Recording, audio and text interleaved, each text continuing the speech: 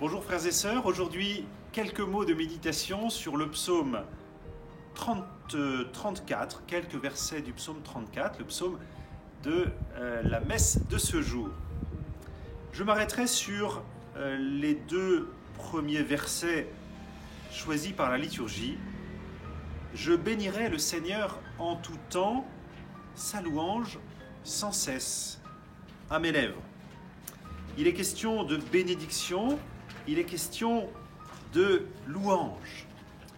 Une grande partie du livre des psaumes, donc une grande partie des psaumes, sont des psaumes de louange. Il y a des psaumes d'intercession où on prie pour ceux qui sont dans l'épreuve, il y a des psaumes de supplication, il y a des psaumes d'action de grâce. La louange, elle est parfois, et on la pratique dans nos communautés, personnellement ou en communauté, elle est parfois rythmée, elle est parfois expressive, démonstrative, avec des instruments, avec des gestes. Est-ce que c'est moderne ? On pourrait dire oui et non. Parce que déjà dans les psaumes, et je pense au psaume 47, verset 2, il est dit « Tous les peuples battaient des mains, acclamaient Dieu ».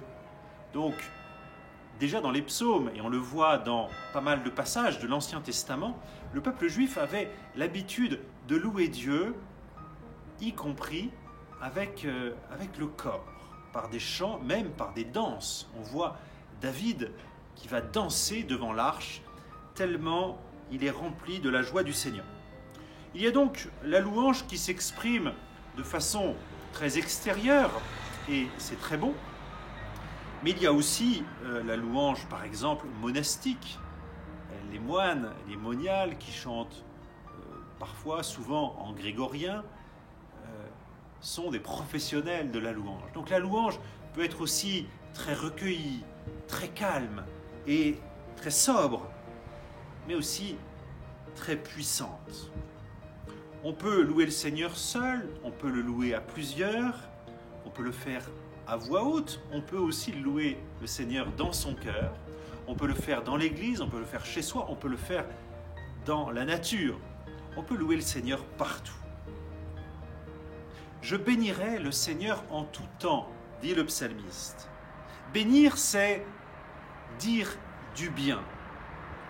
Louer Dieu,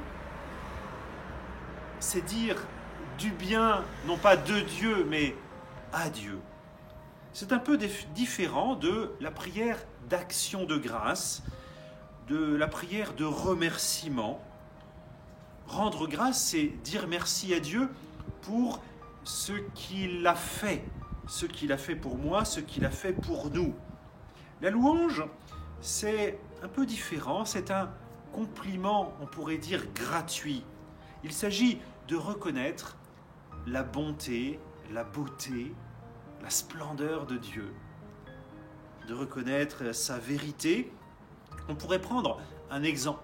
Imaginons un époux qui s'adresse à son épouse et qui la remercie en lui disant par exemple « Merci chérie pour ton attention à mon égard.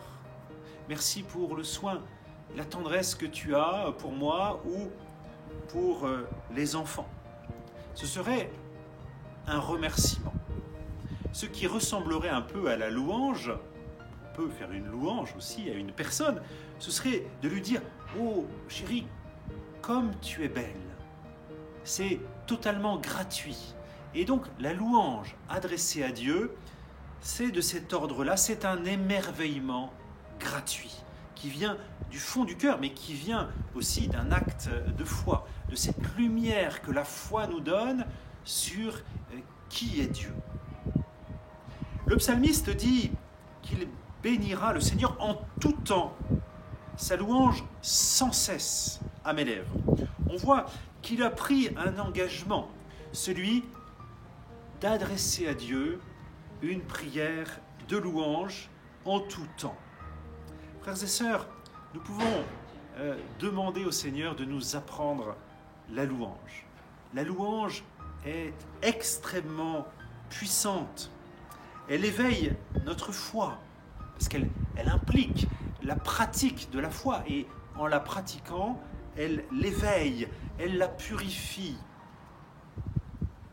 La louange nous communique le regard de Dieu sur nous, sur notre prochain, sur le monde.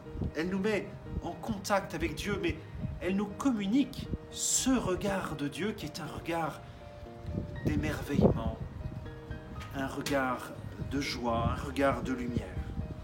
La louange chasse la tristesse de nos cœurs, de nos vies, et elle nous établit dans la joie de Dieu. La louange est aussi une arme puissante contre la médisance. La louange est une bénédiction, est une parole de bien, et elle chasse donc ces tentations que nous avons trop souvent de dire et de publier le mal que nous voyons parfois. C'est une arme puissante contre la médisance, mais aussi contre l'ingratitude, contre la jalousie, contre l'impureté, parce qu'elle nous permet de voir les créatures dans la lumière toute pure du Seigneur. C'est une arme puissante contre la haine qu'il arrive, il arrive qu'on soit tenté par cette haine. La louange nous fait voir ce qu'il y a de beau dans telle ou telle personne. Alors je vous invite à pratiquer la louange à l'école des psaumes en demandant au Seigneur de nous mettre dans le cœur cet émerveillement vis-à-vis de lui et vis-à-vis de ses œuvres. Je vous dis à bientôt.